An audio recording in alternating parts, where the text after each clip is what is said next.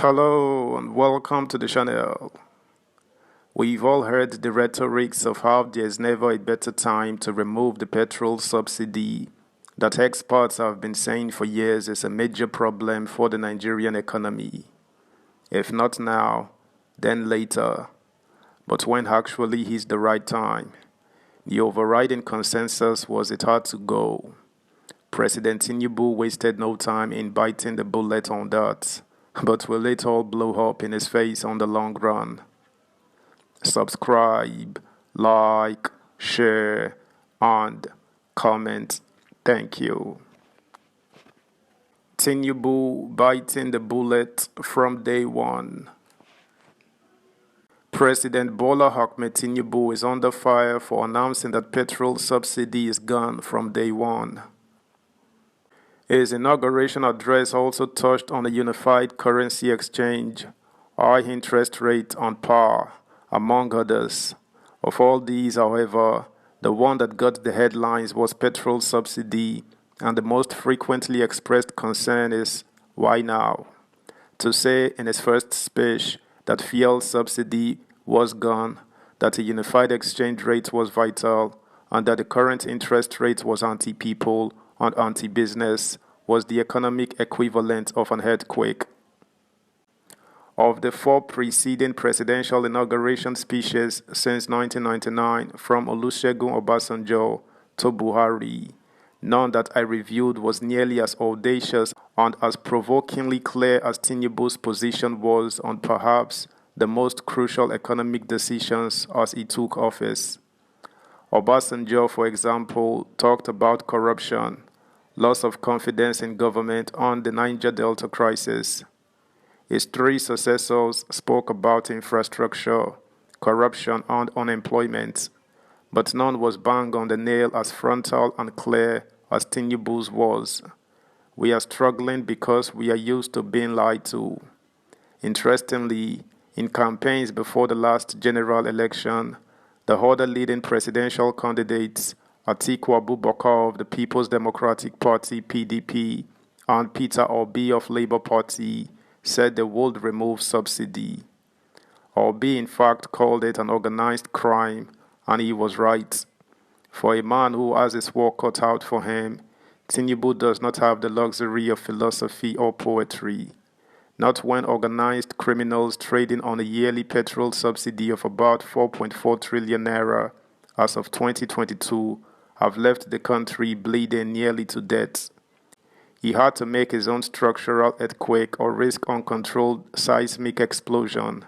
If not now, then when?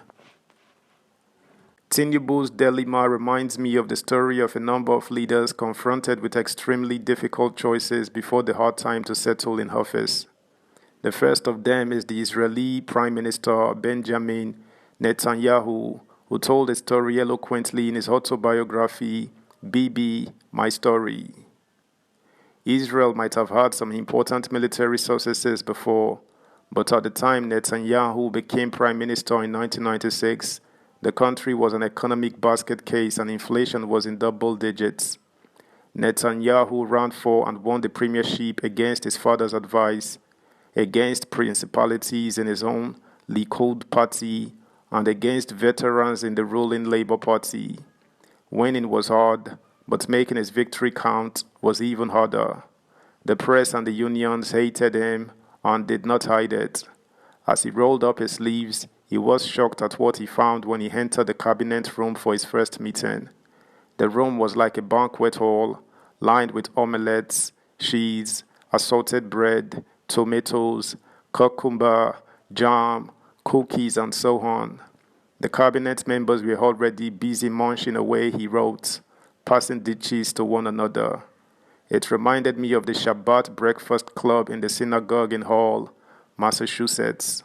It was the sort of executive indulgence that President Obasanjo also saw in Nigeria when he assumed office in 1999, and his response then, like Netanyahu's on that day, was to scrap the nonsense immediately. But cabinet menu reform was the least problem on his plate.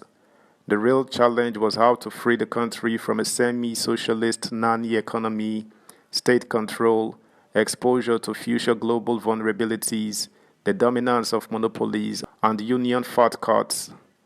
By far the most important reform I enacted, he said, reflecting on that very difficult period, was to liberate Israel's rigid foreign currency controls. In 1998, Israel still resembled many third world countries with regard to currency. Israelis could not take more than $7,000 out of the country without special authorization from Israel's central bank. Returning from abroad, they had to redeposit and register all foreign currency they held inside the country. His finance minister and other bureaucrats opposed this decision to announce immediate currency reforms. They argued that such a drastic step would seriously devalue the country's currency. He bit the bullet, and his finance minister resigned in anger. By 2004, in spite of dire warnings of the disastrous consequences of his actions, Netanyahu removed all foreign exchange restrictions. He transformed Israel's economy from third to first world by following a simple rule: whenever possible, remove barriers to trade. Money, trade, and investments generally flow to the freer economies away from the more controlled ones. From Netanyahu, the lesson is clear: a leader who inherits a broken country and an underperforming economy must take tough decisions or risk failure. Of course, tough decisions do not necessarily guarantee success, but shying away from them guarantees failure. Since Tinubu said on Monday that petrol subsidy was gone, he has been criticized for a speech lacking in empathy and philosophy. If the current subsidy regime would officially end on June 30, why did he make an obviously unpopular decision on his first day on the job without first laying out how it was going to work? For decades in this country, I have listened to empathetic and philosophical speeches about how subsidy only benefits the rich and how the country is being robbed to indulge them. Yet nothing fundamental has been done to correct the situation.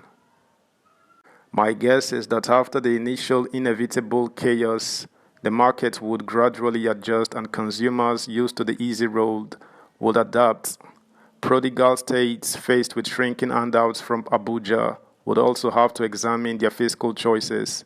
There would be a need to reduce the impact on the weak and vulnerable, the bulk of who are outside the major cities and beyond the reach of the self-serving arguments of the city elite and the unions. But even intervention cannot start unless subsidy stops immediately to free funds. Petrol subsidy is gone. Anything short of saying so on day one would have amounted to kicking the can down the road again, and that we have seen has been the graveyard of speeches in the last several decades, full of economic philosophy and poetry, but meaning nothing. Enough. That's the news, guys. Thanks for listening. Until next time. Bye.